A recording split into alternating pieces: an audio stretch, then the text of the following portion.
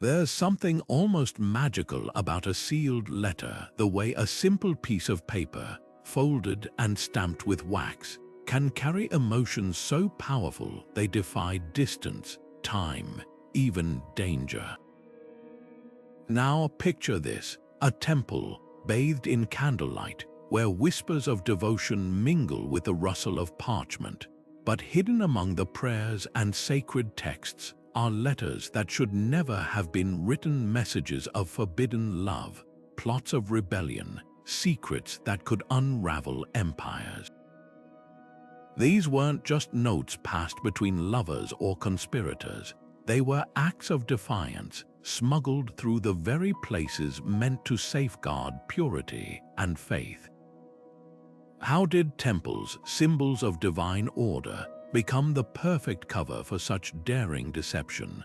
And what kind of courage did it take to trust a piece of paper with your life? The answer lies in the unassuming power of the sealed letter. For centuries, temples served as unlikely wastations for these dangerous correspondences, their sacred status offering a cloak of protection. Pilgrims, priests, even spies exploited the trust placed in these holy spaces, tucking messages into prayer books, hollowed-out relics, or the folds of ceremonial robes. Imagine the tension, the pounding heart of a messenger kneeling in prayer, knowing the slightest misstep could mean discovery, imprisonment, or worse. Yet, despite the risks, these letters flowed like secret rivers through the halls of faith, carrying whispers of passion and rebellion to waiting hands. Some were penned by star-crossed lovers, separated by duty or dynasty, while others held coded instructions that could shift the balance of power. Each one was a gamble, a fragile thread connecting lives across forbidden boundaries.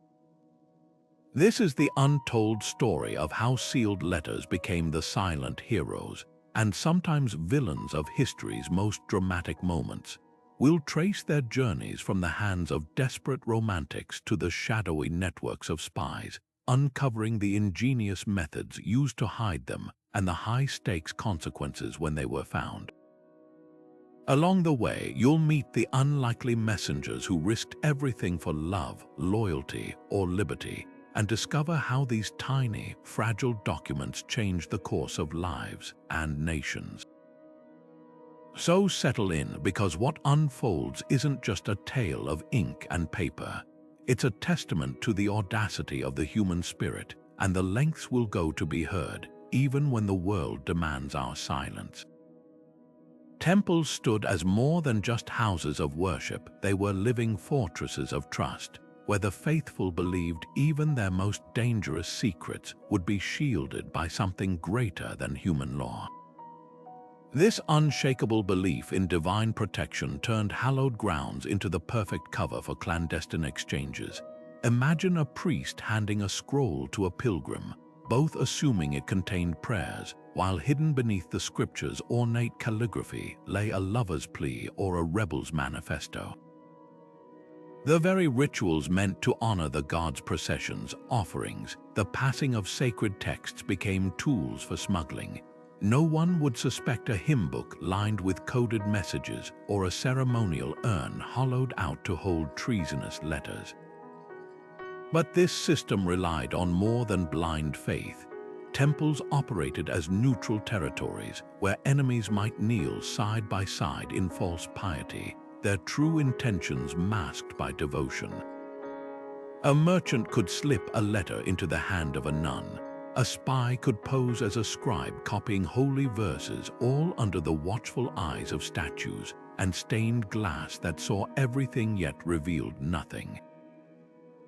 The risk of exposure was ever present, but so was the cunning. Some letters were sealed with wax imprinted not by a signet ring, but by a prayer bead, their contents disguised as blessings. Others traveled in the sleeves of choir robes or nestled inside loaves of sacramental bread. The irony was exquisite. Spaces designed to elevate the spirit became stages for humanity's most earthly dramas. A single misplaced word could turn a psalm into a death warrant, yet the flow of secrets never ceased. Behind every intercepted letter was a story, a guard bribed, a midnight escape, a life hanging by the thread of a broken seal. And for every success, there were whispers of failures. The novice monk who burned a letter out of fear, the altar boy who traded secrets for coin. This was the fragile dance between sanctity and survival, where faith was both shield and weapon. What made these exchanges possible wasn't just the architecture of temples, but the architecture of belief itself. People trusted the divine to guard what mortal laws forbade, weaving their rebellions into the fabric of worship. The next time you see an ancient fresco of a saint holding a scroll, consider this: that parchment might have carried more than scripture. It could have been the hinge on which history turned. The wax seal was more than just a decorative flourish. It was a silent sentinel, standing guard over words too dangerous to be seen by the wrong eyes. Pressing a signet ring into warm wax transformed an ordinary letter into a fortress, its contents shielded by both tradition and threat. The snap of a broken seal wasn't just a sound, it was an alarm signaling betrayal. Royals, rebels, and lovers alike relied on this ancient technology, where a single drop of wax could carry the weight of a family's honor or a conspirator's fate. Consider the craftsmanship behind these miniature masterpieces. A noble seal might bear a lion rampant, its claws etched with precision, while a merchant's could feature a ship's anchor, subtly altered to indicate urgency. But the true artistry lay in the secrets hidden in plain sight. A tiny star tucked into a crest's corner, a fleur-de-lis with one petal shorter than the rest. These were visual passwords decipherable only to the initiated. A spy might press a rose seal into wax, knowing the recipient would count its thorns to confirm authenticity. Even the color held meaning: blood red for danger, virgin white for love, black for mourning or treason. The consequences of a broken seal were severe enough to deter even the curious.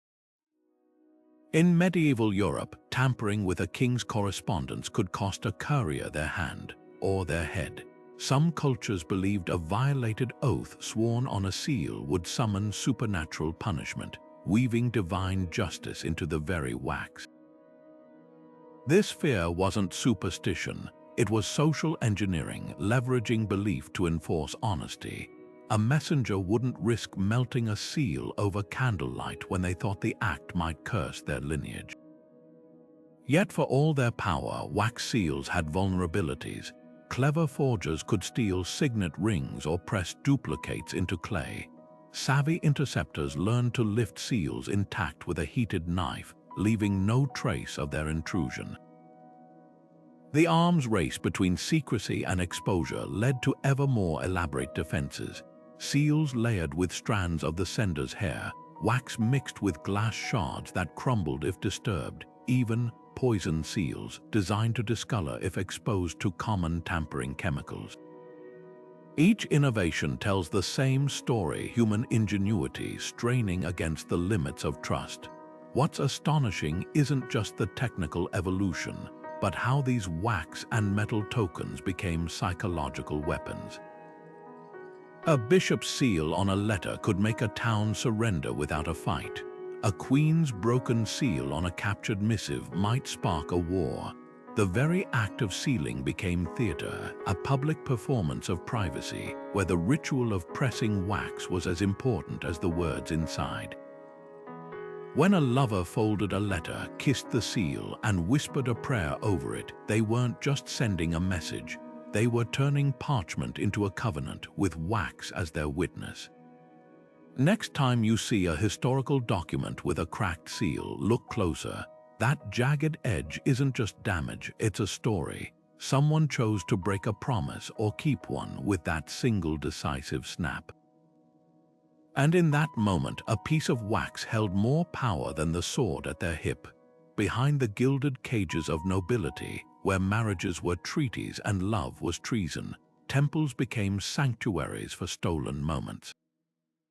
Picture a young duchess, her fingers trembling as she pressed a letter into the hands of a sympathetic monk, a man of God now an accomplice in her rebellion. These weren't just love notes, they were lifelines scrawled in lemon juice that would darken over candle flame or tucked between the pages of a hymnal disguised as sheet music. The cloisters and confessionals of sacred spaces turned into stages for a dangerous ballet of deception, where every whispered word and furtive glance carried the weight of ruin. Take the story of Isabella d'Este and her poet lover, whose letters traveled inside hollowed-out prayer beads, each bead unscrewed to reveal a slip of parchment thinner than a petal, their words a mix of sonnets and strategic meeting points.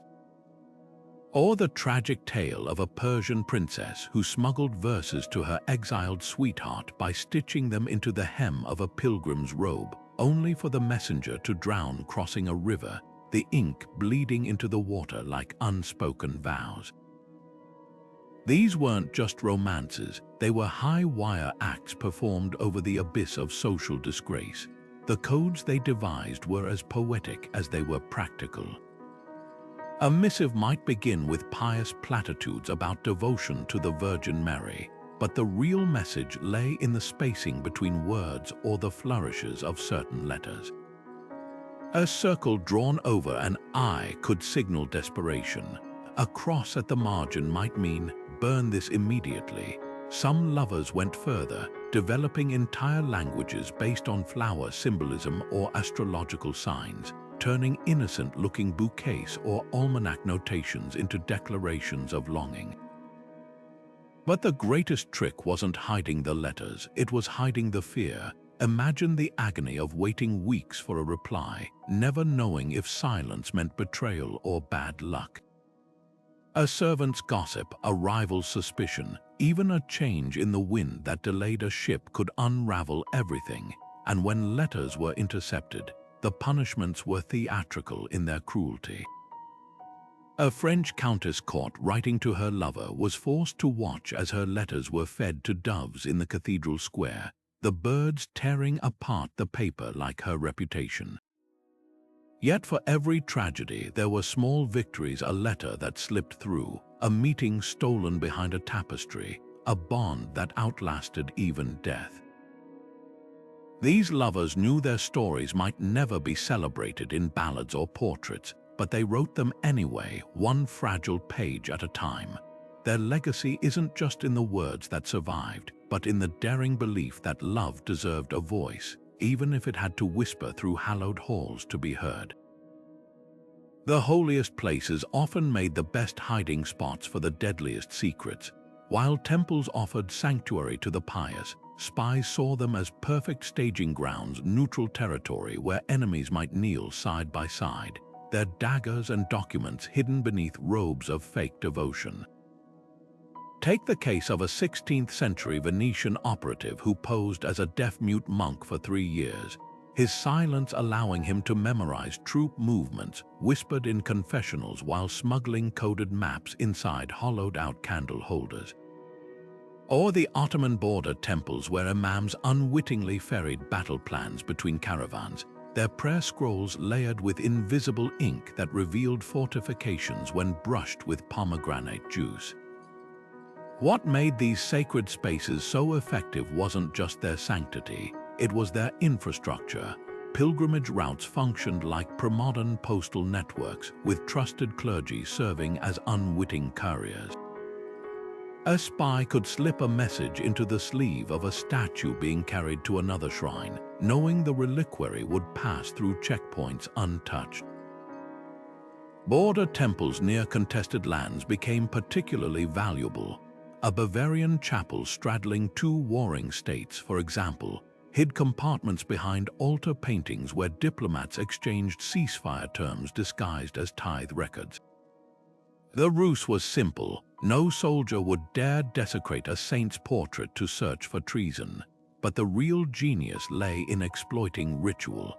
Intelligence might be sewn into the hem of a ceremonial banner unfurled once a year, or tucked inside the wax of giant paschal candles that took hours to melt. One Spanish friar during the Reconquista even encoded troop deployments in plain sight, writing them as marginalia in an illuminated choir book, knowing invaders wouldn't understand the musical notation that doubled as a cipher. The faithful handled these objects with reverence, never suspecting they'd become unwilling participants in espionage.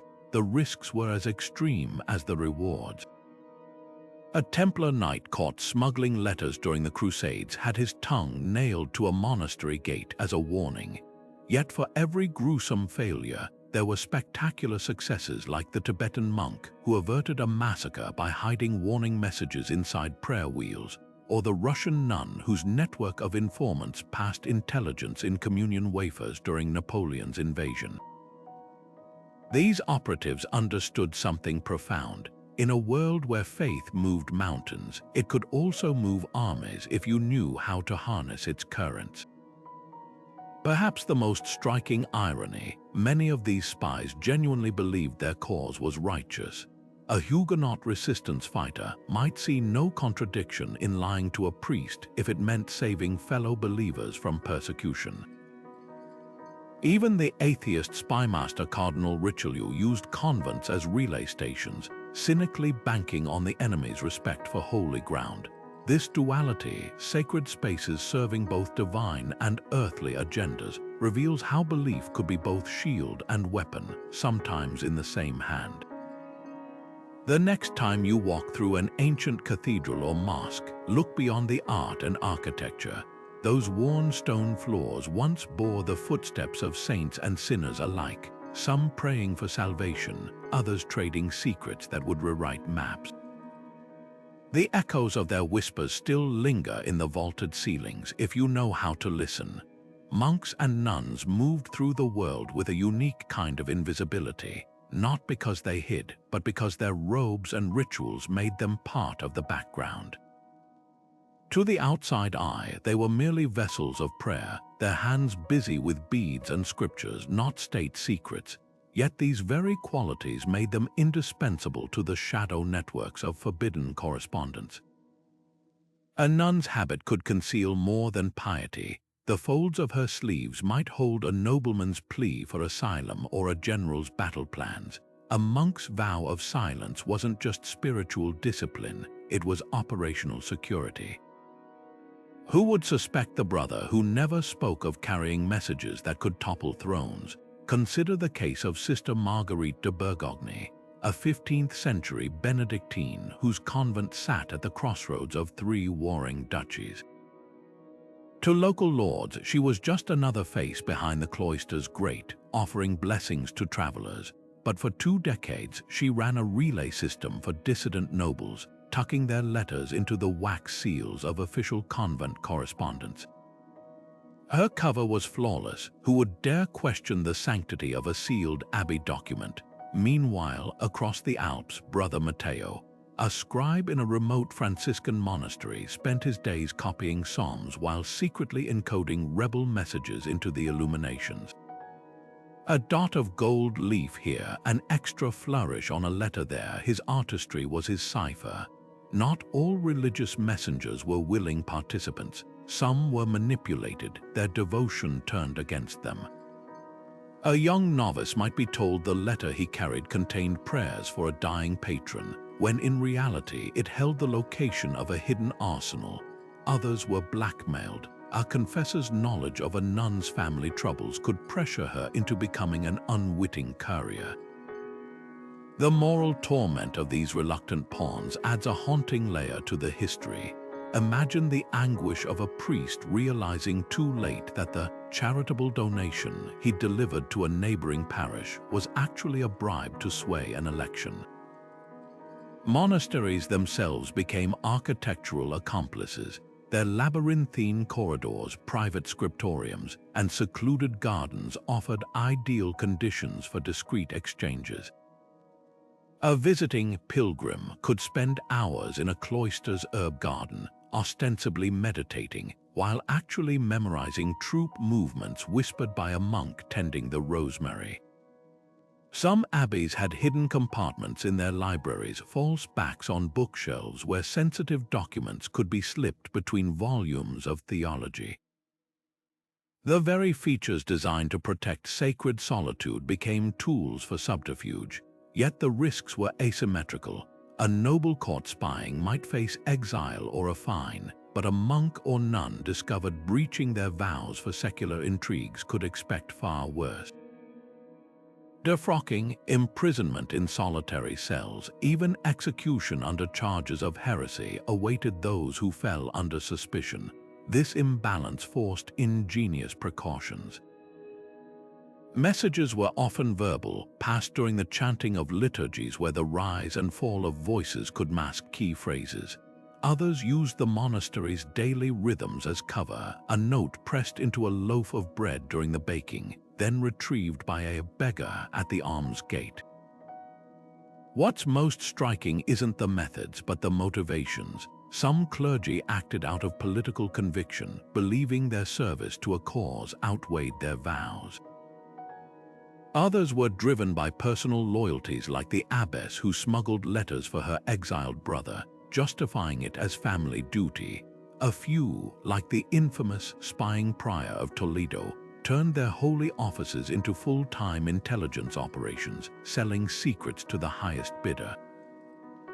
But many were simply trying to survive in turbulent times, their choices constrained by powers beyond their control. The legacy of these reluctant messengers lingers in unexpected places.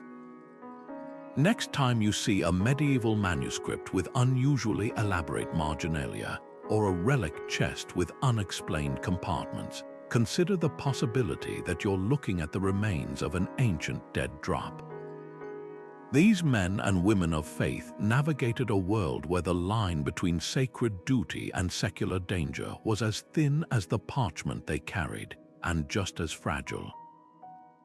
Their stories remind us that history's quietest hands sometimes held the most explosive truths.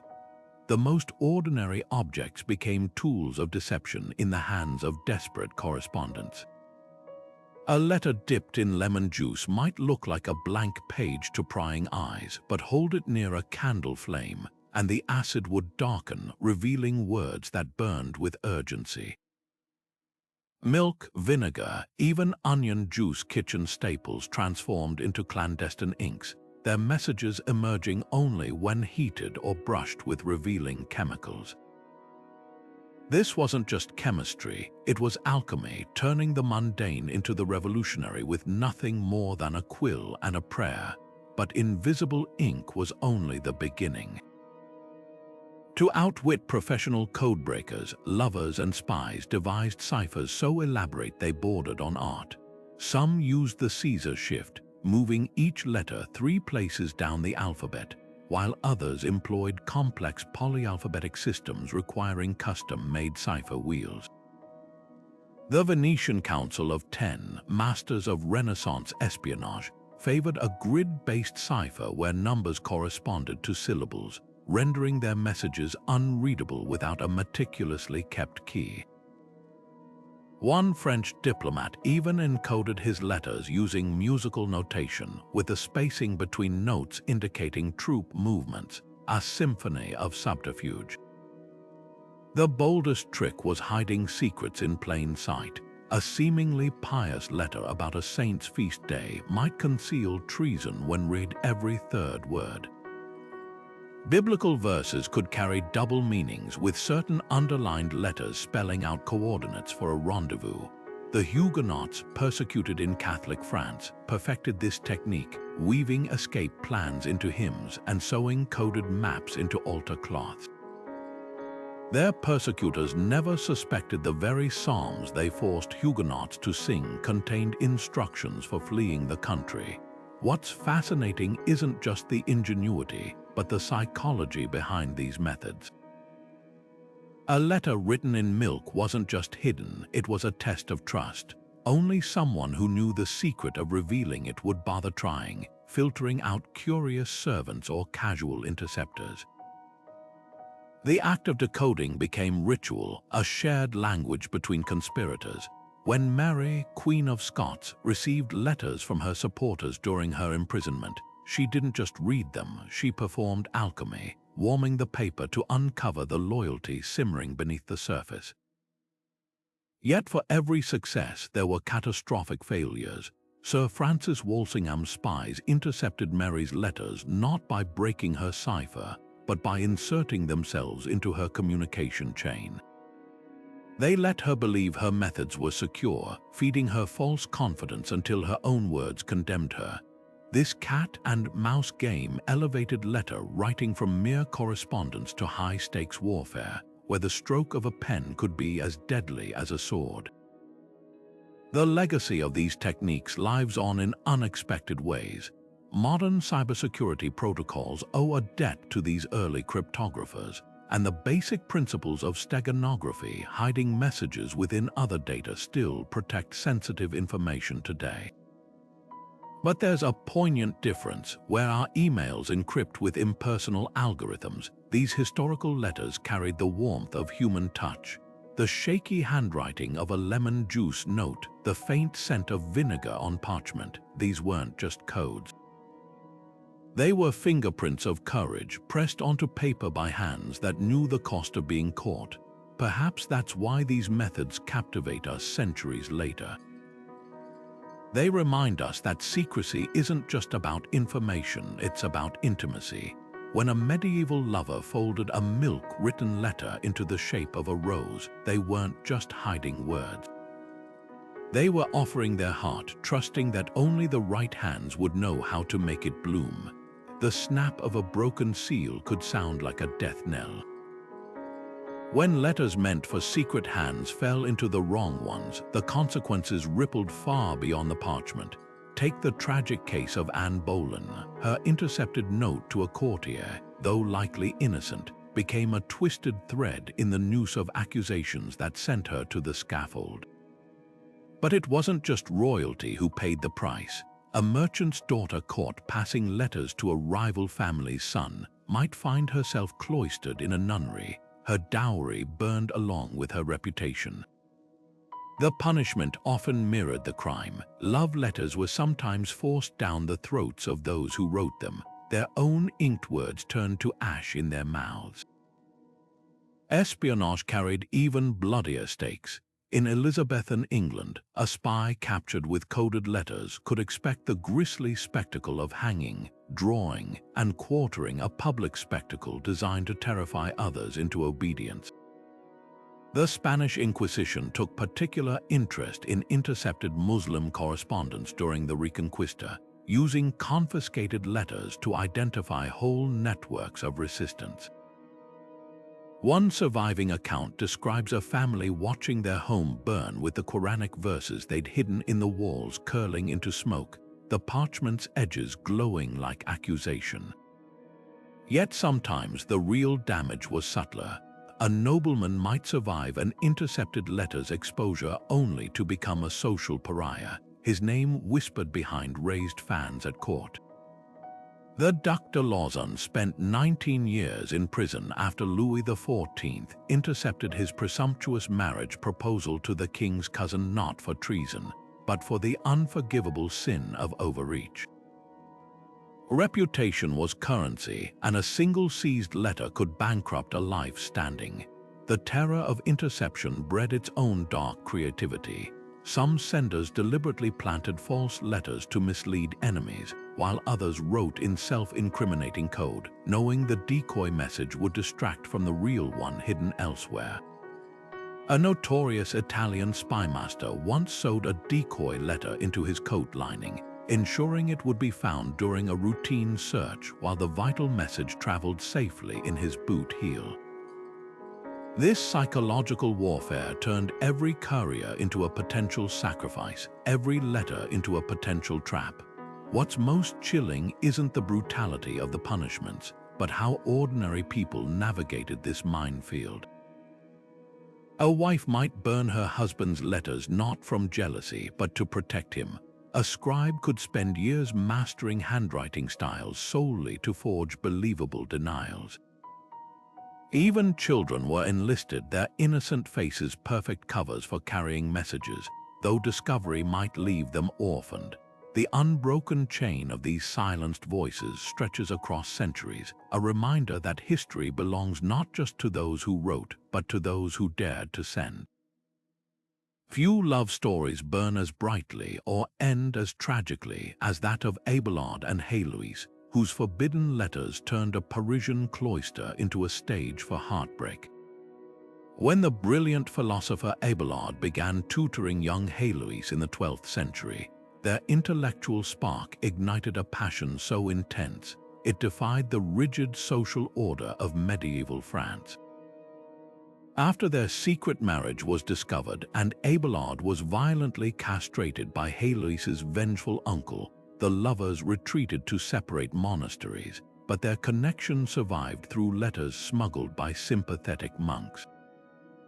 These weren't just notes, they were raw, philosophical explosions blending theology with longing. Heloise's convent became both prison and post office, her letters hidden among devotional texts, their fiery debates about love and duty still echoing through the centuries. Meanwhile, in Renaissance Florence, the Medici family turned cathedrals into chessboards. Lorenzo de' Medici's assassination plot against rival Francesco de' Pazzi unfolded through coded messages concealed in confessionals at the Duomo. A seemingly innocent prayer card handed to a priest might contain orders written in disappearing ink, while choir boys unknowingly hummed tunes whose rhythms spelled out meeting times. The infamous Pazzi conspiracy, where assassins struck during Mass, was orchestrated through these sacred channels, proving even divine services could be weaponized. Halfway across the world, Japanese ninja clans exploited Shinto shrines with equal cunning.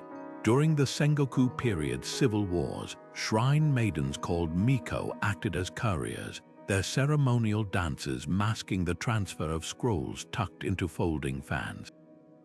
One legendary spy, Chiyo Mochizuki, trained orphan girls as undercover shrine attendants, creating an all-female intelligence network that moved battle plans through temple festivals. The rustle of silk kimono sleeves and the clack of wooden prayer tablets provided perfect cover for whispers of troop movements, but not all temple-smuggled letters were tools of passion or power. Some carried quiet acts of defiance, like those of Jewish conversos in Spanish cathedrals during the Inquisition. Forced to convert to Christianity, many secretly maintained their faith, slipping Hebrew prayers into hymnals or scratching messages onto the wax of votive candles. One recently discovered letter, hidden for 5 centuries behind a cathedral's altar stone, contained a mother's lullaby in Ladino, her final words before being arrested, preserved in the very place meant to erase her identity. What unites these stories is the breathtaking audacity of their participants. Whether driven by love, ambition, or survival, they transformed sanctuaries into switchboards for secrets, trusting hallowed walls to guard what the outside world forbade. The parchment that carried Abelard's anguish, the hymn book hiding a Medici's orders, the fan concealing a ninja's scroll, each was a gamble with eternity.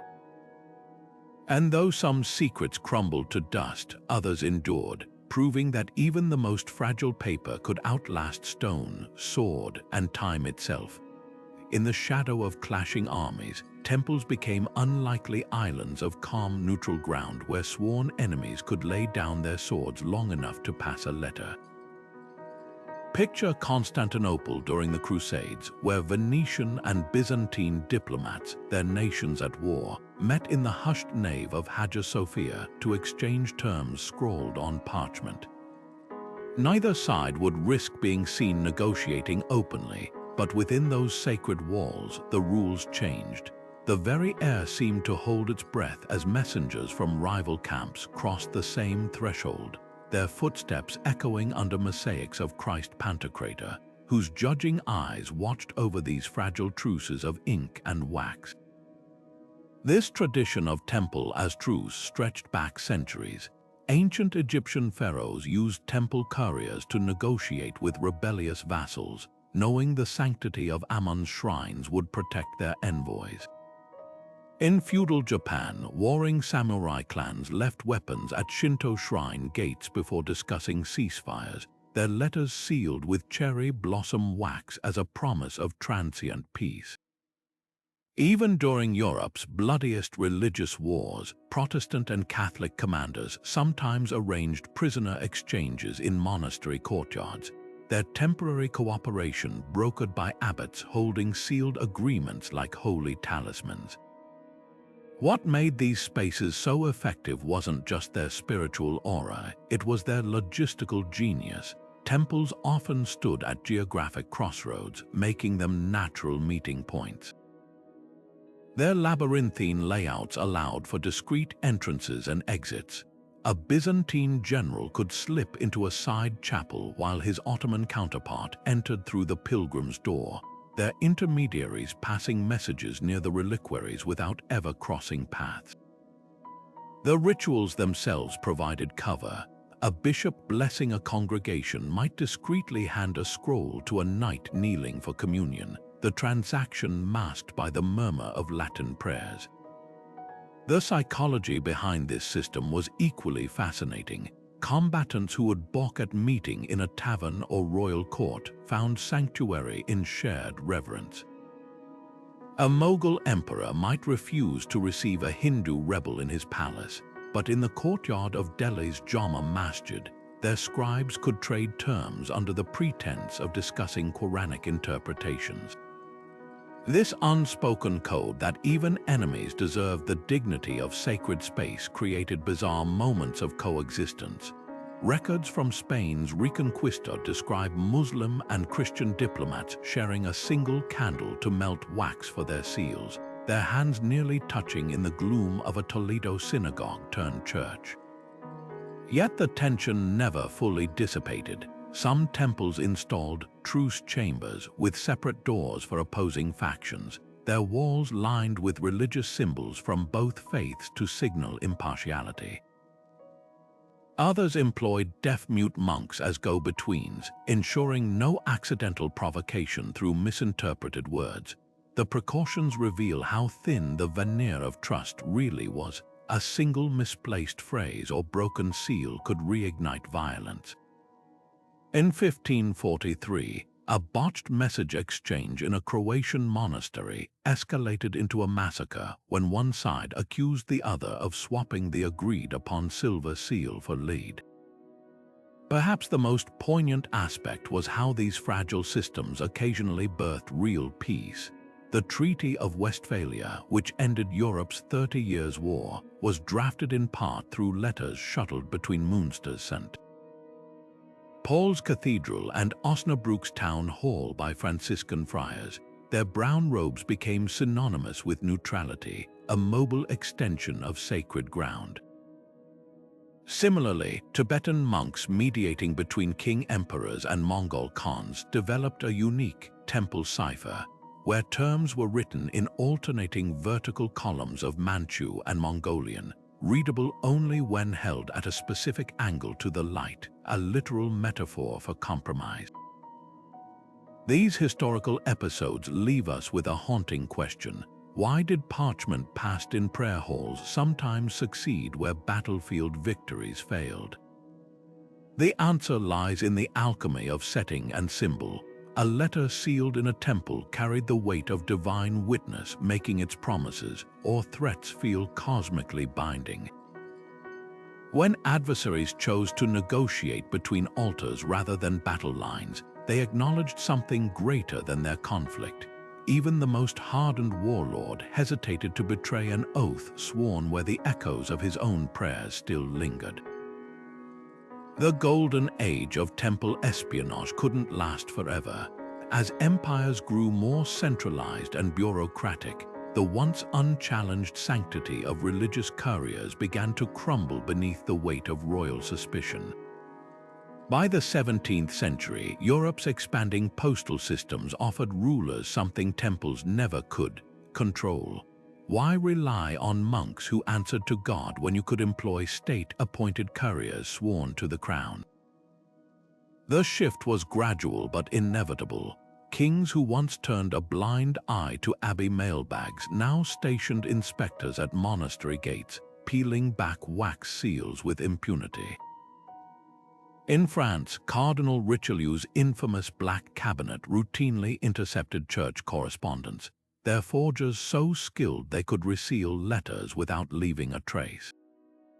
The sacred had finally met the secular, and the secular had better spies, yet the death knell for temple networks came not from better technology, but from changing attitudes.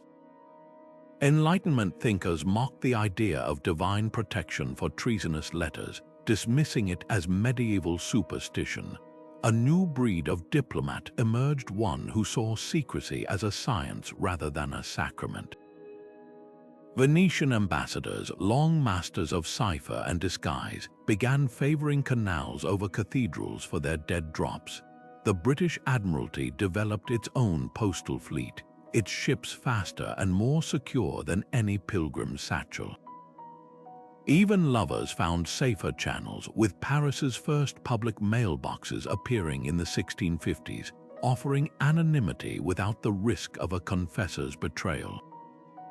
Governments didn't just abandon holy couriers, they actively dismantled them. Spanish inquisitors compiled lists of untrustworthy convents after catching nuns smuggling Protestant literature inside prayer books. Ottoman sultans purged dervish orders suspected of passing intelligence to Persian rivals. The most symbolic blow came in 1782, when Austria's Emperor Joseph Roman II secularized hundreds of monasteries, stripping away their legal protections overnight. No longer could a spy vanish into the chant of Vespers. The robes that once granted invisibility now marked their wearers as targets, but something intangible was lost in this efficiency. Modern postal routes might be faster, but they lack the poetry of a letter pressed into a saint's reliquary or the drama of a message hidden in plain sight during High Mass. The romance of those clandestine exchanges lived on in art and literature. Schiller's monks smuggling freedom pamphlets, Casanova's memoirs of assignations arranged through confessional grills. Even today, the trope endures in films and novels, where shadowy figures still pass envelopes in candlelit cloisters. Because while our world may have outgrown the need for sacred smuggling, we haven't outgrown the thrill of the forbidden whispered through ancient halls. The true legacy of temple espionage isn't in the letters that reached their destinations, but in the boundaries they crossed. These networks proved that trust could be woven into the fabric of faith, that devotion and deception weren't always opposites. In an age where encryption happens at the speed of light, there's still something haunting about the slow, human gamble of a sealed letter. The way it demanded not just secrecy, but sacred complicity. That fragile pact between writer, messenger, and sanctuary may belong to history, but its echo lingers wherever words are whispered against the odds. Beneath the crumbling frescoes and weathered stone of ancient temples, modern archaeology has unearthed silent witnesses to history's most daring secrets, hidden caches of sealed letters, tucked into altar cavities or bricked up behind choir stalls. In the shadowy recesses of a Spanish monastery, restorers recently discovered a hollowed-out prayer bench containing 17 intact letters from the 1600s, their wax seals still gleaming like frozen tears. Nearby, infrared scans revealed writing invisible to the naked eye, messages scrawled in onion juice by Conversos secretly practicing Judaism during the Inquisition. These weren't just forgotten notes, they were time capsules of defiance, preserved by the very walls meant to suppress them.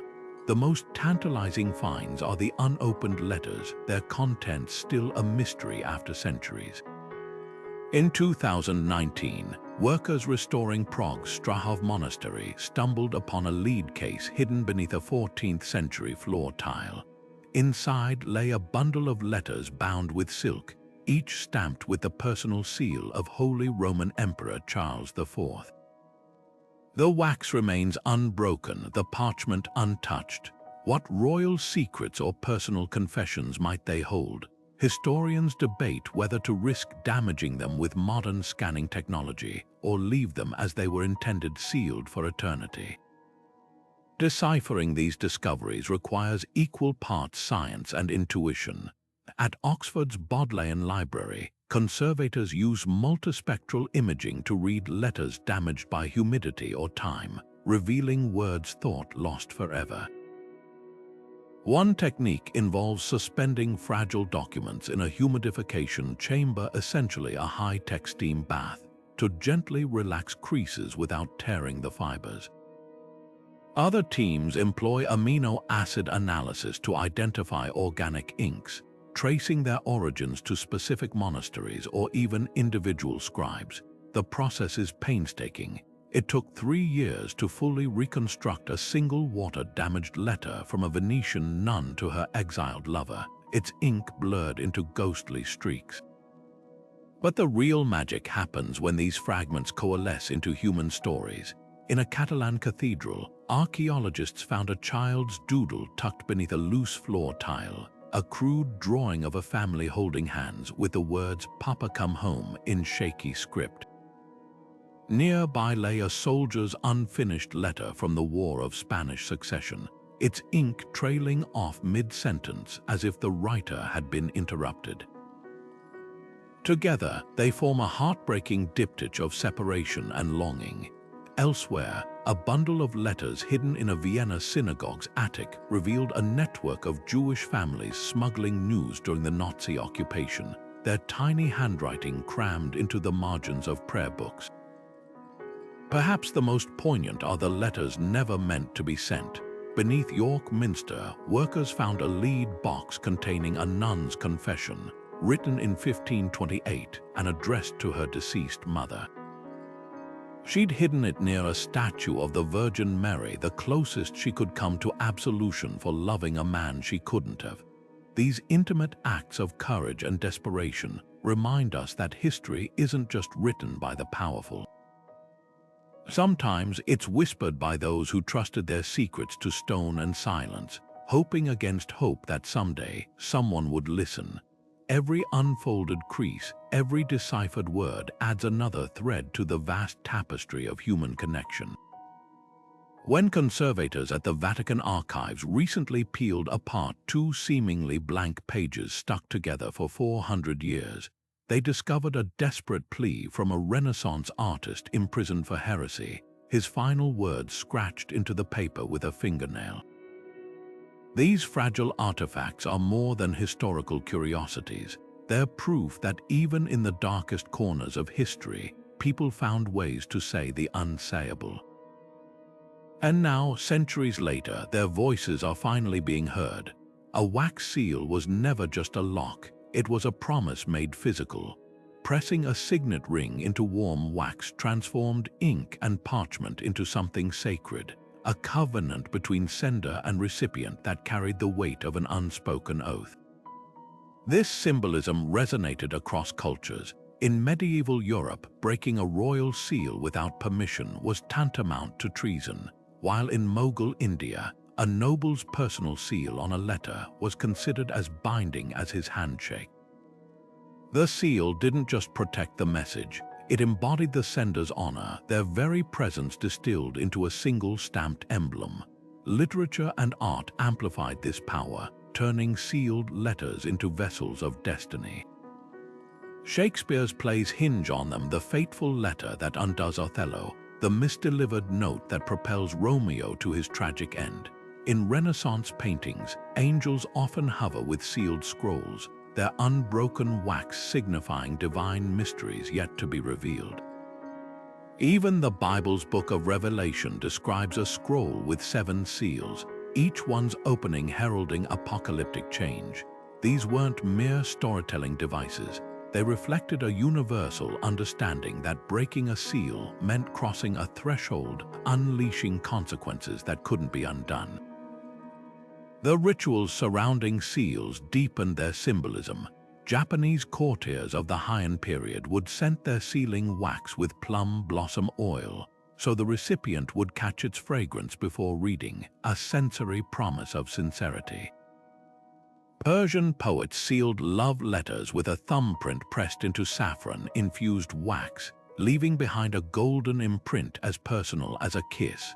Conversely, the chilling practice of sending a letter sealed with black wax, common during the Wars of the Roses, transformed the unbroken seal into a harbinger of doom, its darkness telegraphing grief or vengeance before the page was even unfolded. Some seals carried such potent symbolism that their mere impression could sway history. When Elizabeth I sent a letter to Mary, Queen of Scots, sealed with her distinctive phoenix emblem, it wasn't just a royal missive, it was a statement of resilience, a visual reminder that the Tudor dynasty would rise again from any adversity. Similarly, Napoleon's seal, inspired by Merovingian kings, wasn't chosen at random. Its industrious imagery reinforced his narrative of imperial rebirth. These symbols were so powerful that forgers during the Napoleonic Wars would replicate them flawlessly, knowing the seal's authority could legitimize even the most outrageous lies. The moment of breaking a seal held its own drama, often ritualized to heighten anticipation. Ottoman sultans employed a special dagger solely for slitting important correspondence, the blade's edge gilded to avoid staining the parchment. In Tibetan monasteries, lamas would chant over sealed letters for hours before opening them, believing the vibrations purified the contents. The tension of that pivotal act, the crack of wax, the unfurling of paper became a metaphor for life's irreversible choices. A merchant breaking a seal on his daughter's dowry agreement, a spy decoding a melted cipher, a lover discovering betrayal in familiar handwriting. Each was a miniature apocalypse, a world altered between one breath and the next. Perhaps the most haunting examples are the seals never broken. Museums hold letters recovered from shipwrecks and battlefields, their wax still intact after centuries. The famous Voynich manuscript, with its unbroken 15th century seals, teases us with secrets we may never decipher. These unopened letters are time capsules of suspended meaning, their promises and threats forever paused at the threshold of revelation. They remind us that every sealed letter was a Schrödinger's box of possibilities containing both joy and despair, salvation and ruin, until the moment someone dared to break the seal and let history unfold. History often paints women as passive observers, but when it came to secret letters, they were master strategists turning embroidery needles into cipher tools and gossip into cover stories. Take the case of Catherine de' Medici, who ruled France through her sons but pulled strings through coded notes hidden in her infamous black mourning dresses. Her network of female couriers, dubbed the Flying Squadron, carried messages in their elaborate hairstyles, weaving political intrigues into braids and jeweled hairnets. Meanwhile, in Elizabethan England, ladies-in-waiting like Bess of Hardwicke ran their own postal networks, smuggling letters between the folds of fabric samples sent to exiled Mary, Queen of Scots. These women didn't just deliver mail, they orchestrated dynasties, but it wasn't just nobility who played the game. A merchant's wife in 16th century Venice might use her weekly confession to pass trade secrets to her husband's partners, scribbling numbers on communion wafers. Midwives in Puritan New England recorded births in parish registers and occasionally, between the lines, coded warnings about which families were hiding Quaker sympathizers. Even convent walls couldn't contain these clandestine exchanges. Portuguese nuns during the Inquisition stitched letters into the hems of vestments they embroidered for priests, their delicate floral patterns mapping escape routes for persecuted Jews. The ingenuity of these methods reveals how women exploited societal blind spots. Men might search a diplomat's saddlebags, but who would dare rummage through a duchess's cosmetics case? A letter could be rolled into a hollow hairpin, tucked behind a mirror's backing, or even written on silk and sewn into the lining of a corset, places no male guard would think to inspect. Some correspondences took advantage of domestic rituals. In Ottoman harems, women communicated through henna designs, their fingertips carrying messages in the swirls of temporary tattoos. Japanese court ladies wrote pillow poems on delicate paper that dissolved in water, leaving no evidence beyond memory. What makes these letters extraordinary isn't just their content, but their defiance of erasure. Most female correspondence was destroyed, burned by families protecting reputations, or confiscated by authorities silencing dissent. The surviving fragments are miracles. A Venetian courtesan's plea for her daughter's education, preserved because it was used as evidence in a lawsuit. A Cherokee woman's letter warning her tribe about impending displacement, smuggled out in a missionary's Bible. These words crackle with urgency across centuries precisely because they weren't meant to last. The true subversion lay in their very existence. When Anne Boleyn wrote to Henry VIII from the Tower of London, her elegant script belied the seismic shift in her words, a condemned woman daring to critique her king. Or consider the teenage Lakota girl who sketched battlefield reports on animal hides during the Black Hills War, her pictographs carrying truths that official military dispatches omitted. These women knew the power of the unsanctioned narrative, the revolutionary act of putting forbidden thoughts to paper. Their legacy reshapes our understanding of history's margins. Next time you read of a queen's downfall or a revolution's spark, look closer.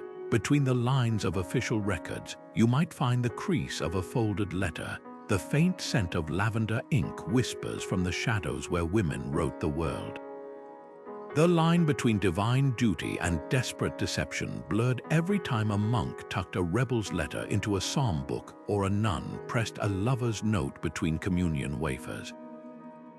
For every clergyman who justified smuggling messages as God's work, protecting the persecuted or reuniting families torn apart by war, there were others who saw it as a profound betrayal. The same hands that blessed bread could now be forging passes for fugitives, turning sacred rituals into tools of subterfuge. This moral tension wasn't just theoretical, it haunted the confessional. A 15th-century Florentine friar's diary recounts his torment after helping a political dissident escape by disguising him as a penitent. "Do I break my vows to the church or my vow to humanity?" Even within religious orders, consensus was impossible. While Spanish monks during the Inquisition risked their lives hiding letters between Jewish families, their superiors burned intercepted missives as heresy. The divide often fell along stark lines. Was the greater sin breaking an earthly oath or failing to aid those in mortal danger? Some theologians argued that secrecy in service of mercy was itself holy, citing biblical precedents like Rahab hiding Israelite spies. Others, like the infamous Cardinal Carafa, declared any abuse of sacred trust unforgivable, ordering inquisitors to torture messengers caught using reliquaries as dead drops. The psychological toll on these reluctant spies was immense. Letters from a Benedictine abbess in war-torn Germany reveal her anguish over using altar wine to reveal invisible ink. Was she defiling the Eucharist or preserving lives? Her solution was both pragmatic and poignant. She'd recite the entire Mass afterward, as if to purify the space. Meanwhile, in Ottoman-controlled Greece, Orthodox priests developed an elaborate system of moral calculus, weighing each letter's potential consequences. A plea from a persecuted family might pass through their hands, but a call to arms would be lost in transit. Their unspoken rule, deception was permissible only if it prevented greater harm. What's striking is how often personal loyalties overrode doctrine. A cache of letters found in a Czech monastery's walls tells of a prior who sheltered Protestant refugees despite his Catholic vows, writing, If Christ broke Sabbath laws to heal, can I not bend rules to save? His justification, that rigid adherence to form could sometimes betray faith spirit, echoed across traditions. Sufi mystics in Mughal India similarly rationalized carrying Hindu pleas for help inside Quranic verse cases, seeing it as tawhid, the unity of all creation. Yet the shadows of doubt lingered. After the Reformation, Protestant and Catholic spies alike grappled with whether their holy cause justified sacrilege.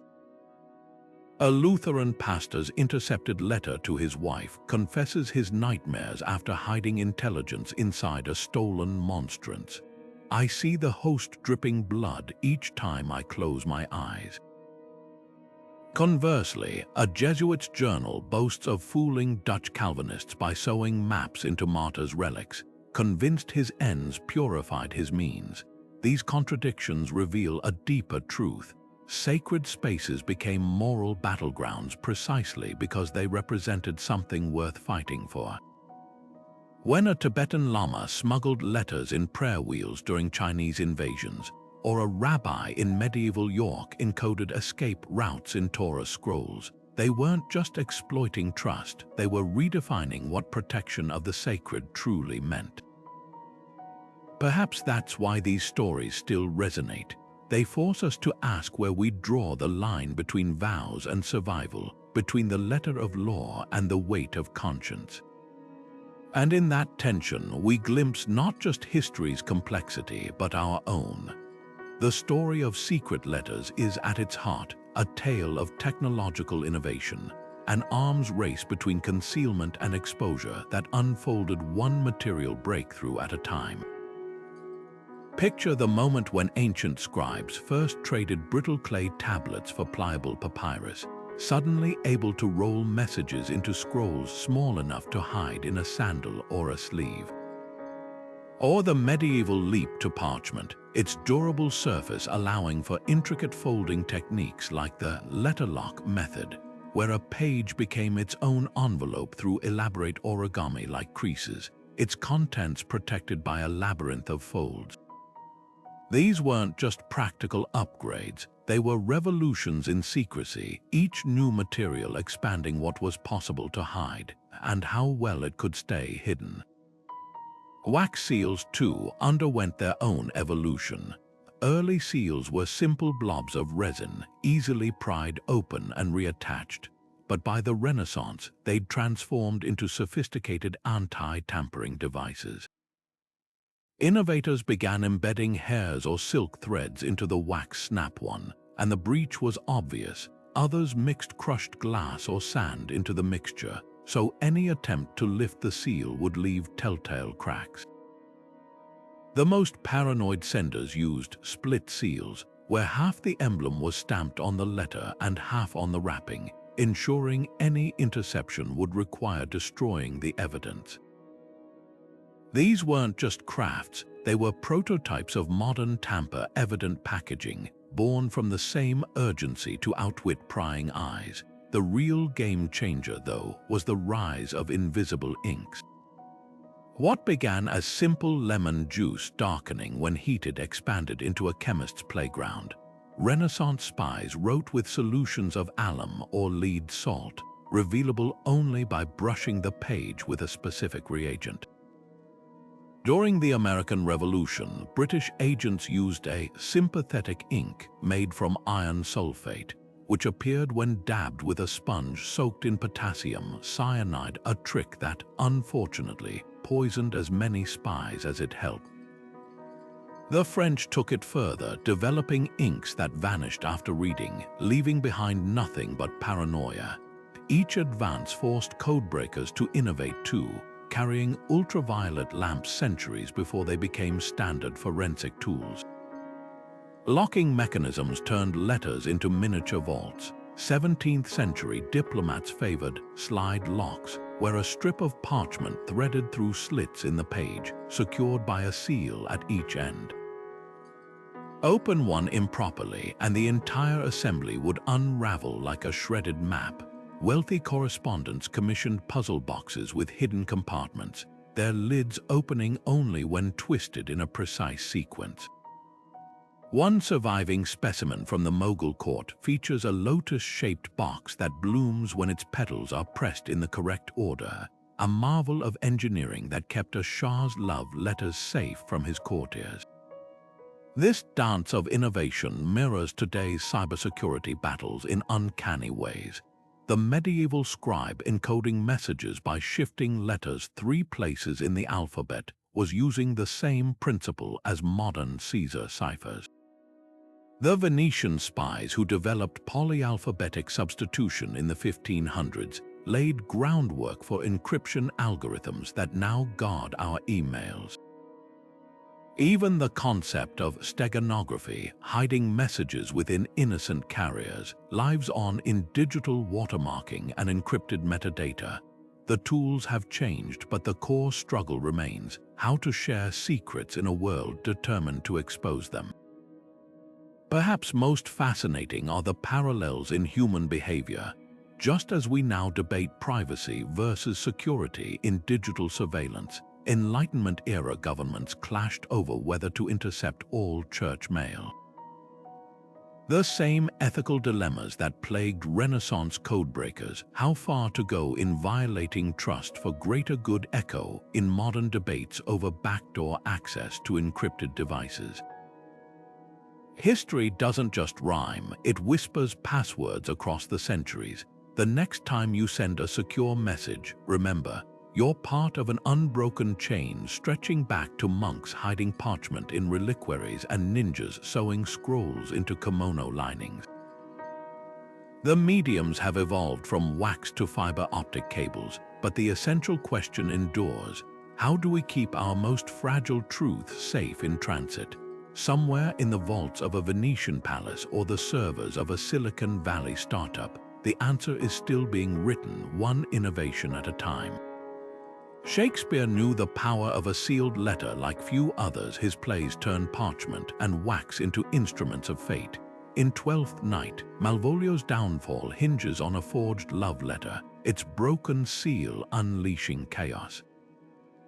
The bard understood what historians confirm: a letter in the wrong hands could unravel lives faster than a sword.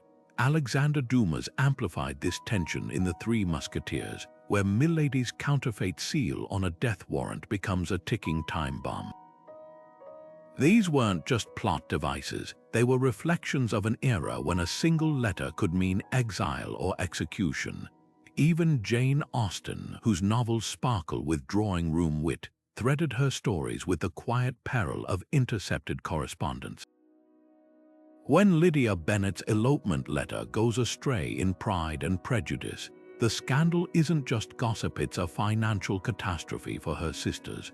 The trope transcends Western literature.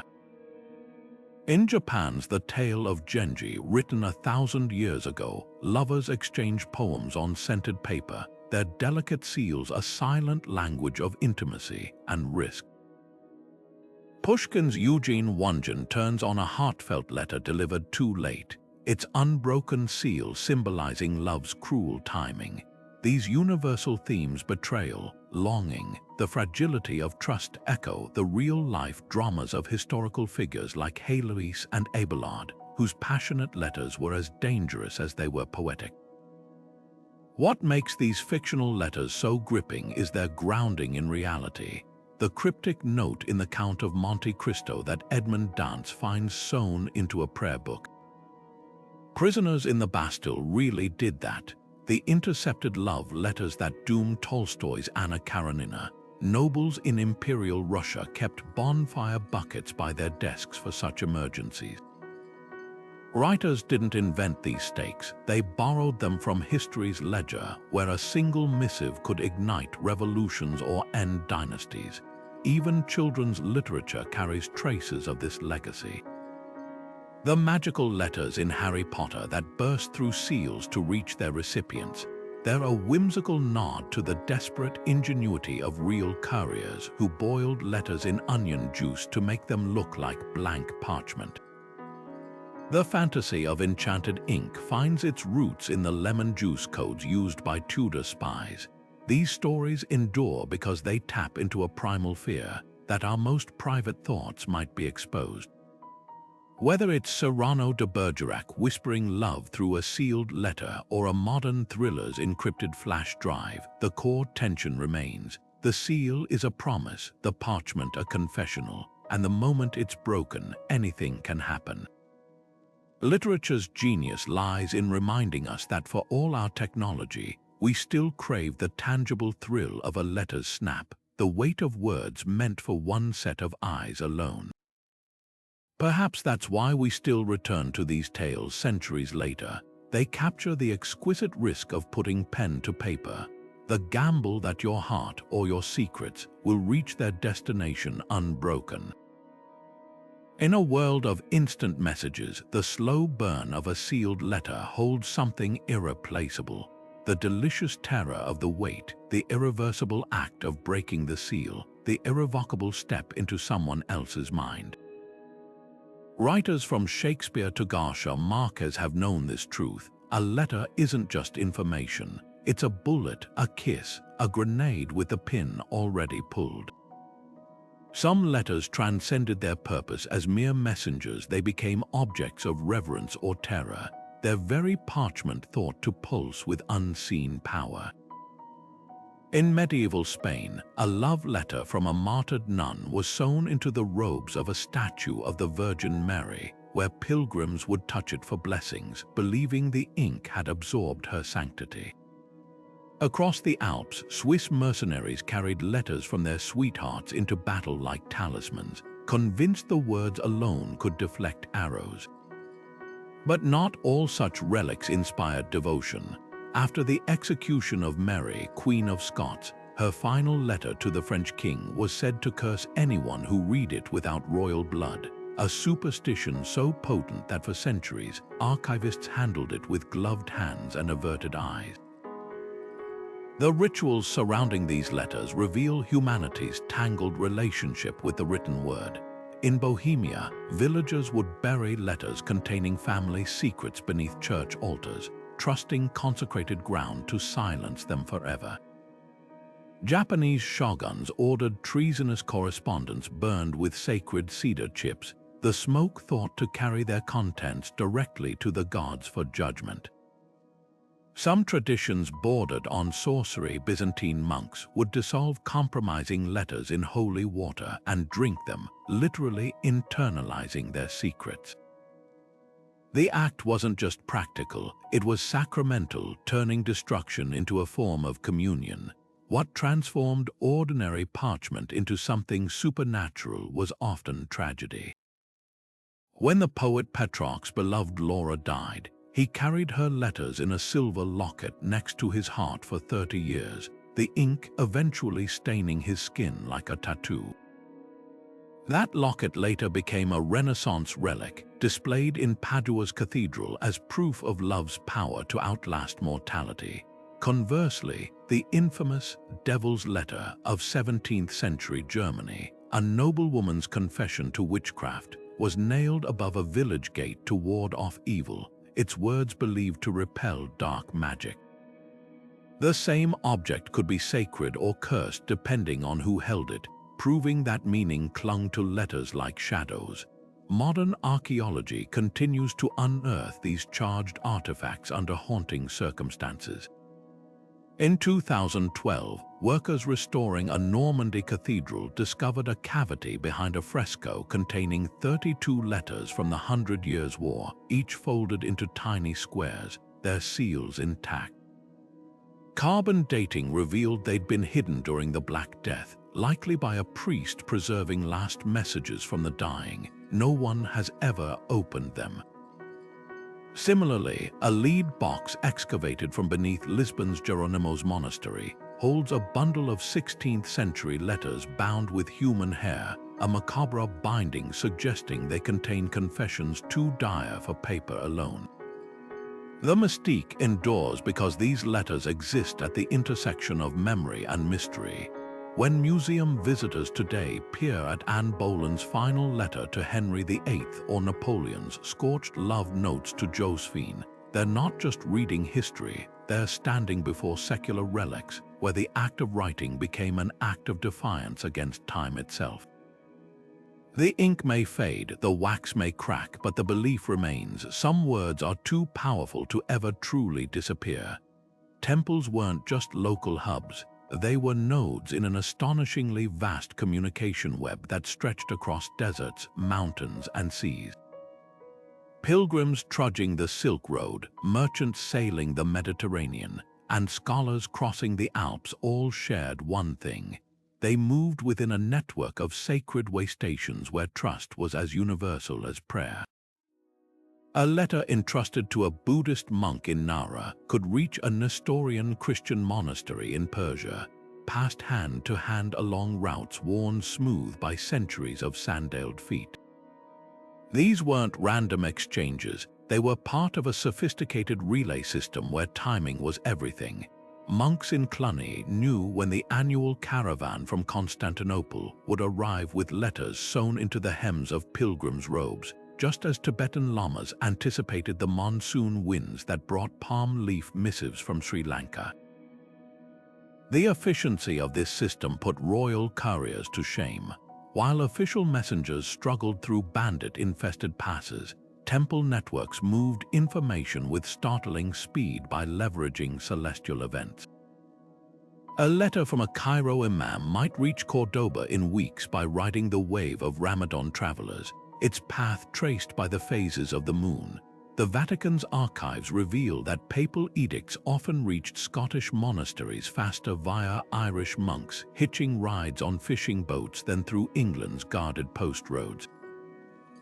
This wasn't just happenstance, it was institutionalized. Many temples kept registers of trusted travelers, their routes and schedules memorized by generations of clergy. A Venetian spy's report could thus outpace the Doge's galleys simply by changing hands at predetermined altars along the Amber Road. Espionage thrived in this fluid ecosystem. When the Mongol Empire sought intelligence on European defenses, they didn't rely on scouts, they exploited the Franciscan friars crisscrossing the steppes, their satchels stuffed with maps disguised as illuminated psalters. Similarly, Mughal agents tracking Portuguese naval movements used Hindu pilgrimage routes along India's west coast, their coded notes tucked inside offerings of coconuts and flowers.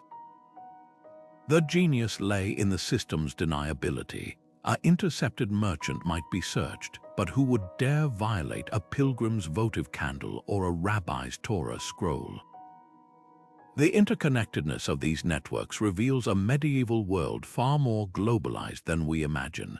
A single letter could bear stamps from a Kyoto shrine, a Zanzibar mosque, and a Parisian cathedral, each seal a testament to the unspoken pact between faiths.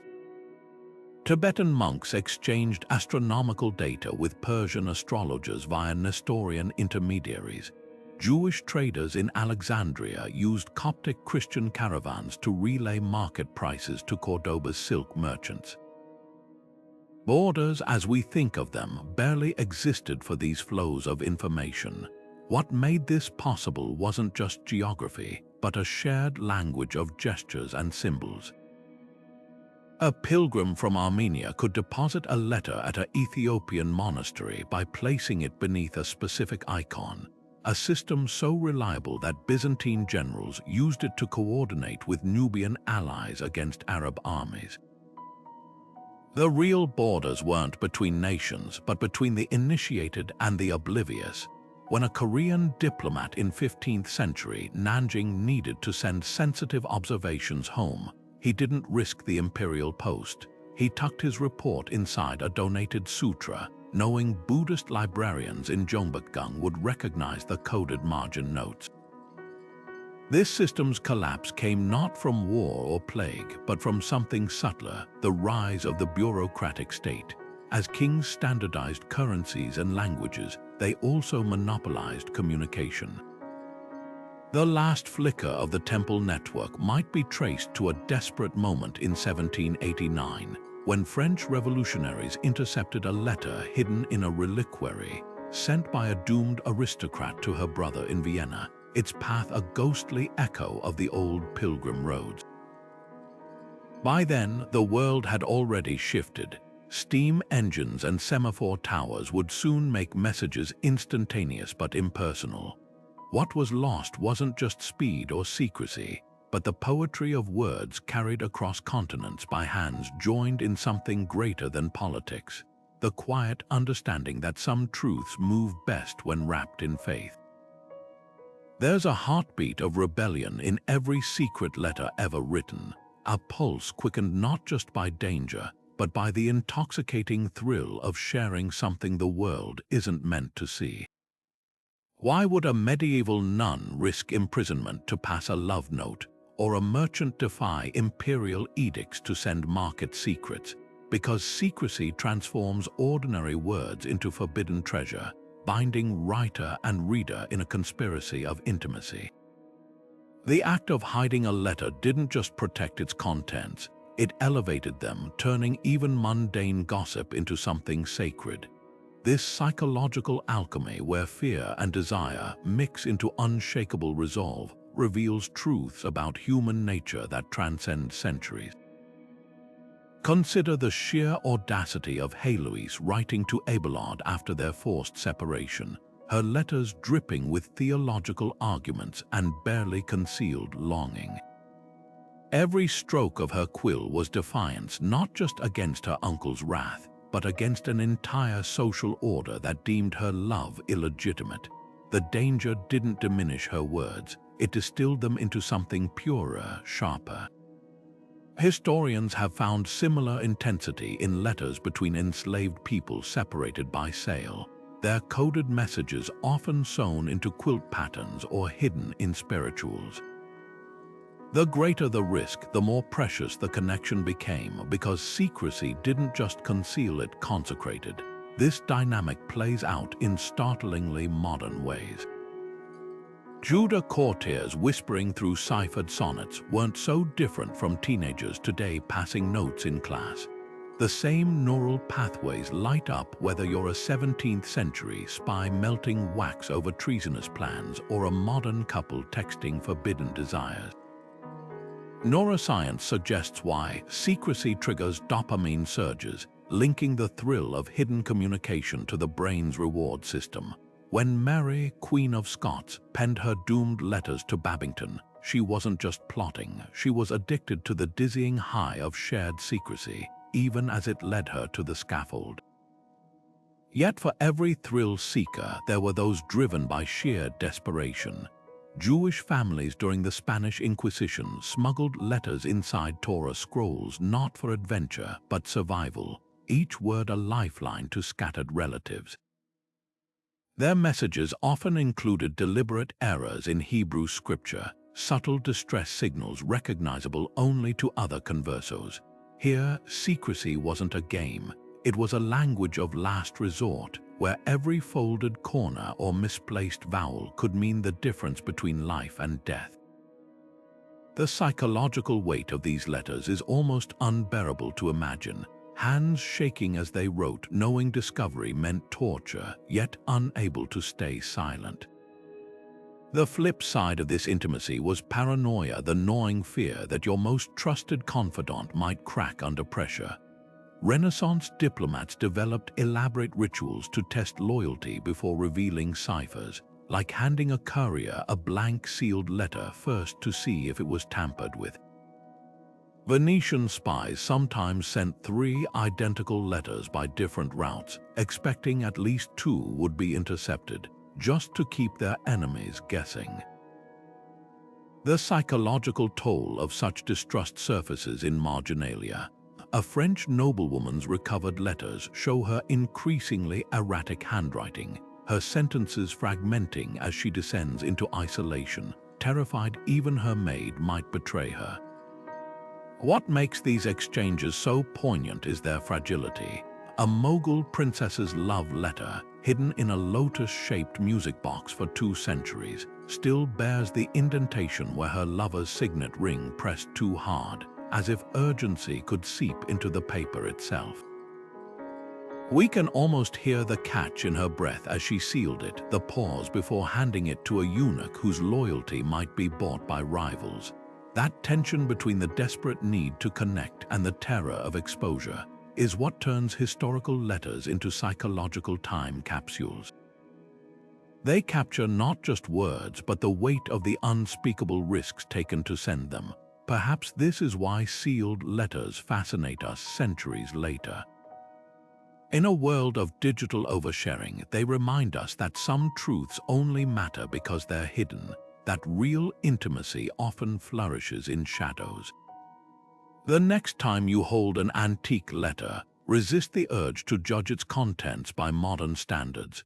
Instead, feel the thickness of the paper, the unevenness of the wax, physical evidence of someone's heartbeat racing as they made a choice we can barely comprehend. To trust fragile parchment with their deepest secrets, knowing it might cost them everything. The law saw a broken seal as more than theft, it was a rupture in the divine order itself. Byzantine emperors decreed that tampering with official correspondence warranted blinding, invoking Psalm 12's warning about flattering lips and double hearts. Islamic jurisprudence under the Abbasids treated intercepted letters as tantamount to bearing false witness, a sin requiring public lashing. But perhaps no punishment was more poetic than that of medieval Venice, where a courier caught selling secrets found his right hand, the one that broke the seal, nailed to the Doge's palace doors. These weren't just penalties, they were spectacles designed to terrify, their brutality underscoring a fundamental belief. The sanctity of sealed letters mirrored the sanctity of oaths sworn before God. Religious authorities amplified this dread with spiritual consequences. Jewish Talmudic texts likened opening another's letter to entering their home uninvited, both offenses requiring sin offerings.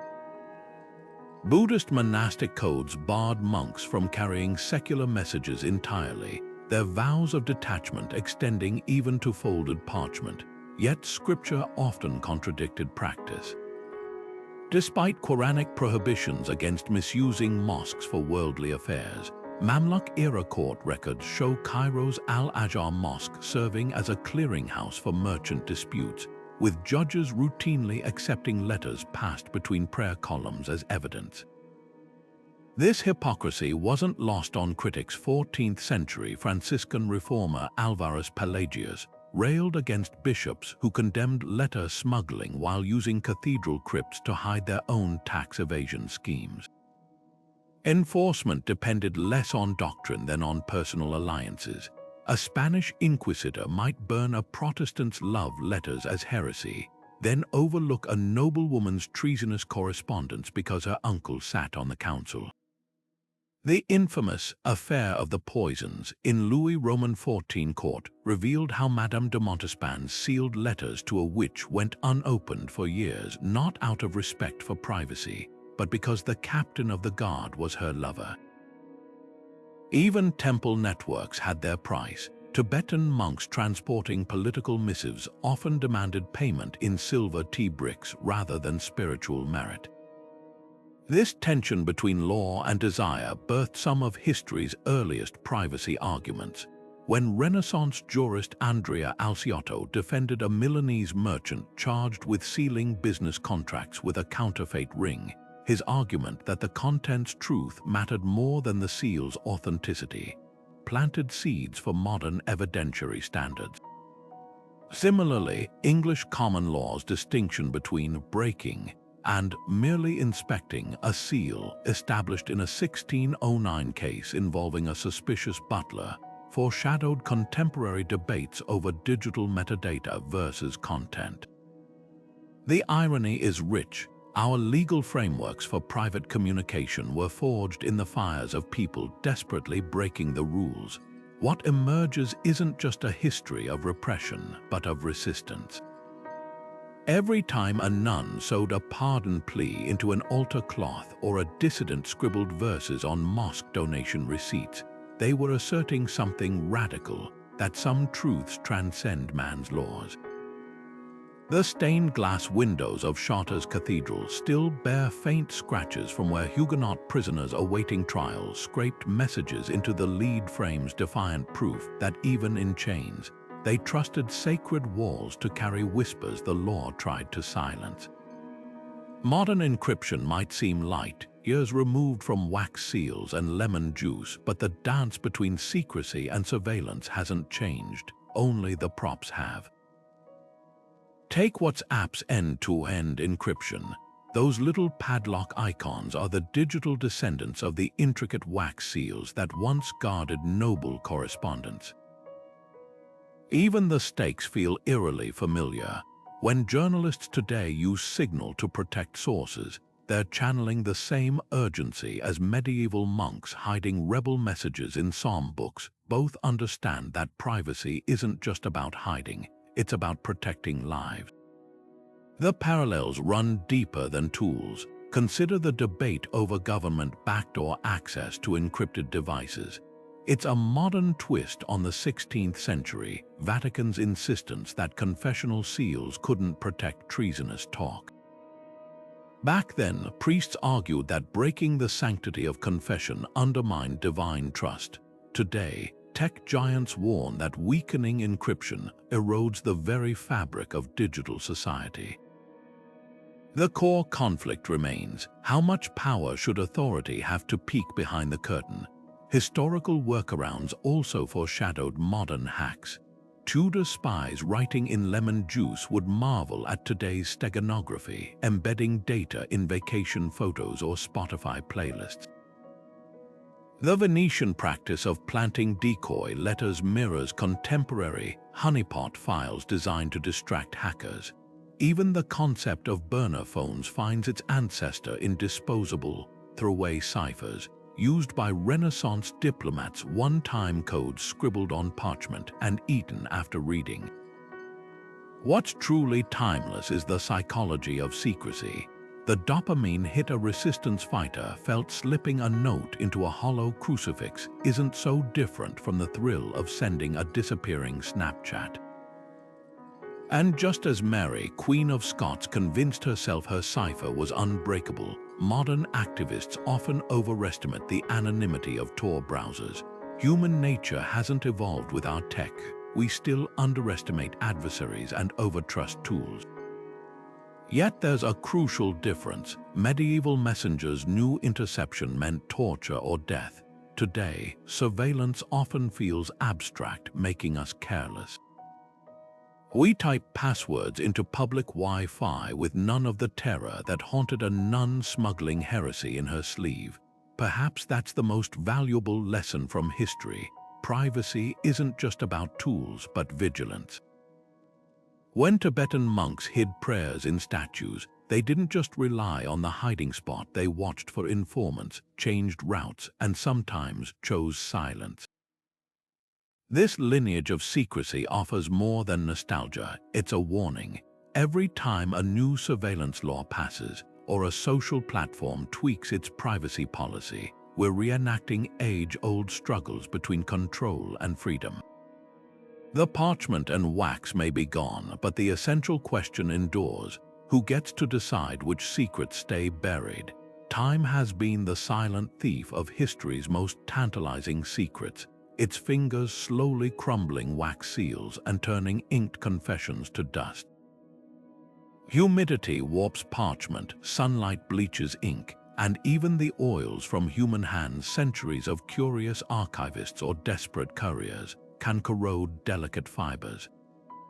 Imagine the tragedy of a medieval love letter, folded with trembling hands and hidden in a temple reliquary, only to be discovered centuries later as a brittle, unreadable mass, its words lost to the relentless damp of a crypt.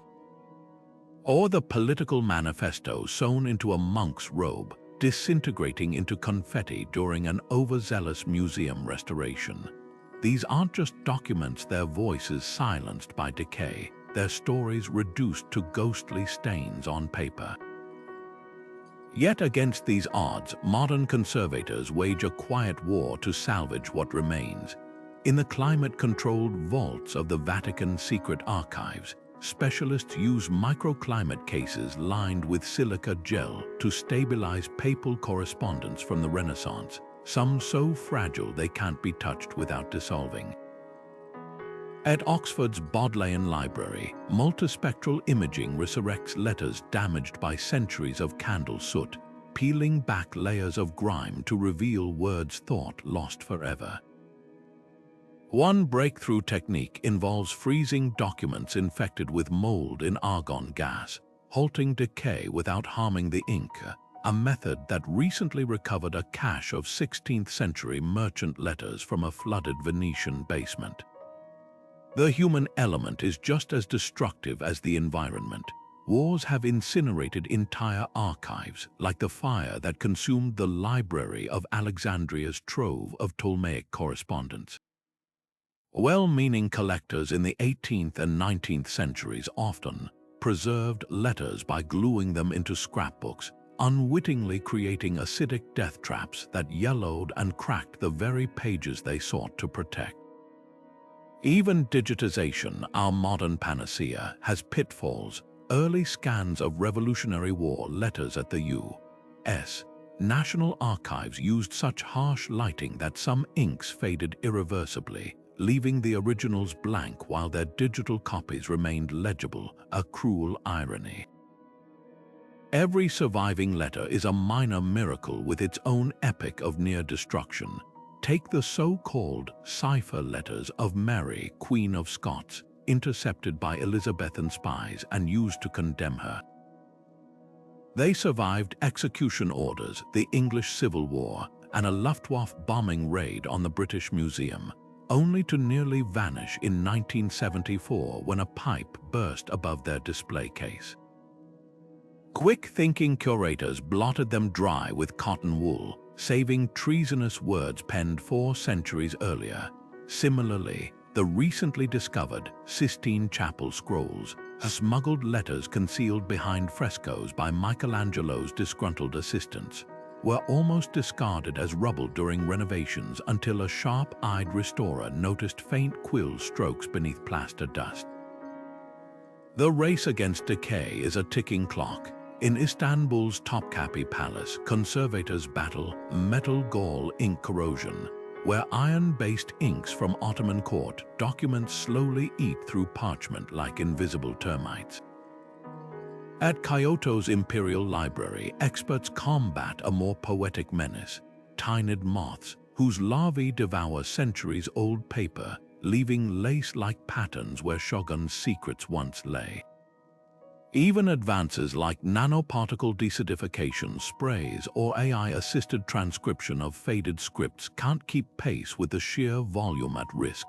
The British Library estimates that for every letter they preserve, 10 more disintegrate in private collections or forgotten attics. Yet hope lingers in unexpected places. Permafrost is proving an accidental archivist. Siberian researchers recently unearthed 17th-century diplomatic packets perfectly preserved in the frozen grip of a collapsed courier's sled. Deep-sea divers off Malta discovered a cache of Crusader-era letters sealed in lead tubes, their contents intact after 8 centuries underwater. And in 2021, a team using ground-penetrating radar beneath Seville's cathedral detected what may be the lost correspondence of Ferdinand Roman III, hidden during the Reconquista, potential keys to understanding medieval Spain's shifting alliances. The stakes couldn't be higher.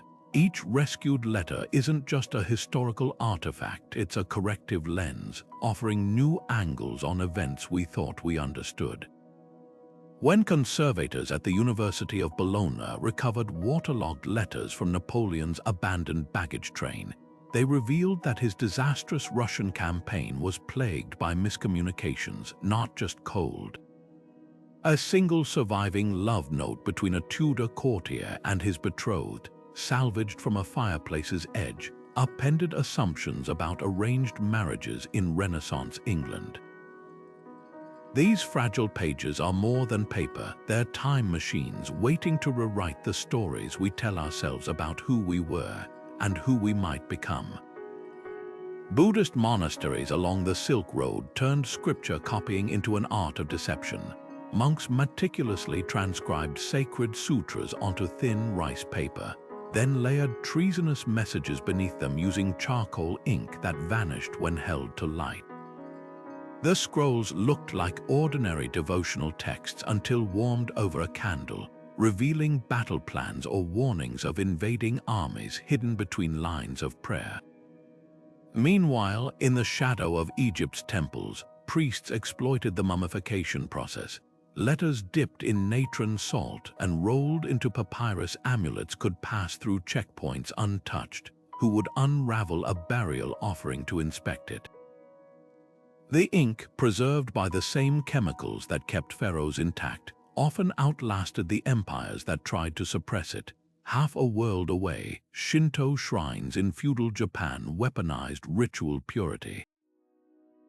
Messages were folded into origami cranes and placed among votive offerings at Ai's Grand Shrine, where only initiates knew to retrieve them during the nightly cleansing of Torii gates. The practice hinged on a cultural taboo. No samurai would risk divine wrath by disturbing objects left for the kami. Even the shogun's spies hesitated at the threshold of the sacred. Contrast this with the pragmatic approach of medieval European cathedrals, where stained glass artisans hid letters in plain sight, coded signals about royal intrigues woven into the lead cames between glass panels, visible only to those who knew which saints' halos to follow like a map. The motivations behind these methods were as varied as their execution. Tibetan lamas smuggled letters inside prayer wheels to protect villages from Mongol raids, believing the spinning mantras amplified their pleas for mercy. Aztec priests, by contrast, used temple couriers to relay prophecies about Spanish invaders, messages concealed in the hollow bellies of jade figurines meant for sacrifice. One surviving account describes a codex hidden beneath a temple's sacrificial stone, its pages detailing escape routes for nobles. When Cortes soldiers pried up the slab, they found only dried blood. The codex had been moved hours earlier by a priestess who disguised it as a birthing manual. Perhaps the most striking difference lay in who bore the risk. In Islamic madrasas, young students often served as couriers, their innocent faces and memorization skills allowing them to carry entire letters verbatim without physical evidence. Byzantine nuns, however, favored a more tactile approach, dipping communion wafers in alum solution so they could scribble messages on the edible paper, then dissolving the evidence after reading. The divide wasn't just logistical but philosophical. Some cultures prized the purity of oral transmission, while others trusted only tangible proof. Yet amid this diversity, a universal truth emerges. Whether tucked into a monk's sandal or sealed inside a temple bell, these letters all carried the weight of desperation and hope. A 9th century Zoroastrian fire temple in Persia and a Mayan pyramid in Tikal might have stood continents apart, but both became wastations for truths too dangerous to speak aloud. The methods varied: ink that faded in sunlight, knots tied in temple cords as memory aids, even letters carved into turtle shells and passed off as divination tools, but the courage behind them was constant. What makes these traditions so compelling isn't just their ingenuity, but what they reveal about the human spirit under pressure. A Coptic Christian scribe painting hymns over a plea for help wasn't just hiding words, he was asserting that faith could outwit oppression. When Inca runners disguised as pilgrims carried quipus knotted cords encoding rebellion plans, to mountaintop shrines they proved that no empire, no matter how vast, could surveil every sacred space. The variations in technique reflect cultural fingerprints, but the underlying defiance transcends borders and centuries. This tapestry of secrecy reminds us that necessity doesn't just breed invention, it reveals character. The same temple walls that echoed with chants in Kyoto or Cairo also absorbed whispers of survival, each culture finding its own way to say, "Some truths are worth protecting, even in the house of the divine." There's a peculiar magic to an unopened letter, a whisper of history suspended in time, forever out of reach. Like a locked door at the end of a long hallway, it teases us with possibilities we can never confirm. Consider the lead letters of Prague's Strahov Monastery, discovered beneath floor tiles in 2019. These tightly rolled parchments bear the personal seal of Holy Roman Emperor Charles Roman IV, their wax still unbroken after 7 centuries. Are they diplomatic secrets, personal confessions? The weight of not knowing is almost heavier than any truth they might contain. This tension between curiosity and preservation plays out in laboratories and archives worldwide. At the University of Cambridge, a 17th-century spirit letter sits in a climate-controlled vault, a folded paper pierced with pinpricks, once believed to communicate with the dead. Modern X-rays reveal writing inside, but conservators refuse to open it. The reason? Some mysteries resist unraveling. As one archivist put it, the moment we read it, the question becomes an answer, and the story loses its power to haunt. The allure lies in what these letters represent, the edges of our understanding. A sealed missive from Napoleon's abandoned baggage train, its ink blurred by melted snow, might rewrite our view of his Russian retreat, or it might be a laundry list. We'll never know, and that uncertainty becomes its own historical artifact. Like Schrödinger's cat, these letters exist in a state of infinite possibility until the seal cracks. Yet there's wisdom in leaving some stones unturned. When archaeologists uncovered a lead case beneath Lisbon's Jeronimo's monastery, its contents included a bundle of letters bound with human hair, a macabre detail suggesting their contents were never meant for living eyes. Similarly, the Vatican's Secretum archive still holds thousands of sealed papal documents, some dating back to the Borgia era. The Church's argument for keeping them closed is poignant. Not all truths are meant to serve the present. Some exist simply as testament to the past's right to privacy. The public's fascination with these unopened letters reveals something profound about how we engage with history. We crave narratives, but we also need mysteries, gaps where imagination can wander. The Black Chamber of Dresden's royal palace holds a letter from 1542, its seal imprinted with a signet ring now lost to time. To open it would be to dissolve the very thing that makes it extraordinary, its endurance as a question mark in a world obsessed with answers. Perhaps the greatest lesson these sealed relics offer is humility. For all our scanning technology and archival prowess, some chapters of the human story insist on staying closed.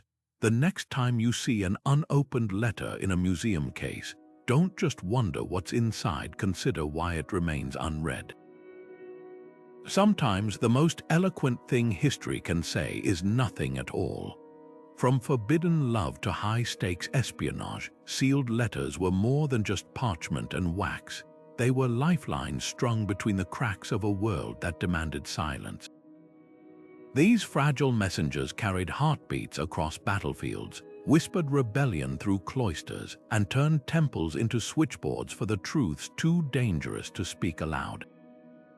The real magic lies not in the ink or the seals, but in the sheer audacity of those who trusted something as delicate as paper with their most explosive secrets. What's astonishing isn't just the ingenuity, it's the universality. A Japanese courtier's poem folded into a scented fan, a medieval nun's plea stitched into an altar cloth, a spy's cipher hidden in plain sight on a cathedral's fresco. All these threads weave together into the same story. Humans will always find ways to say the unsayable, to reach through barriers, whether those walls are made of stone, law, or fear. The methods evolve, but the impulse remains: to connect, to resist, to claim a sliver of privacy in a world that demands transparency. Today, our letters may be encrypted pixels instead of wax-sealed parchment, but the stakes feel eerily familiar. When you send a disappearing message or lock a note behind biometric security, you're part of that unbroken chain, another link in humanity's oldest conspiracy, the right to whisper. The next time you pass a centuries-old temple, consider this. Its stones likely hold more than prayers. Somewhere in the mortar, there might still linger the ghost of a letter never found, a secret that outlasted empires. If these stories resonated with you, let's keep the conversation going. Drop a comment below. Would you have risked it all to send a letter, knowing the cost? And don't forget to like and subscribe for more journeys into history's hidden corners. After all, the best stories aren't always the ones written in books. Sometimes they're the ones tucked between the lines, waiting for the right moment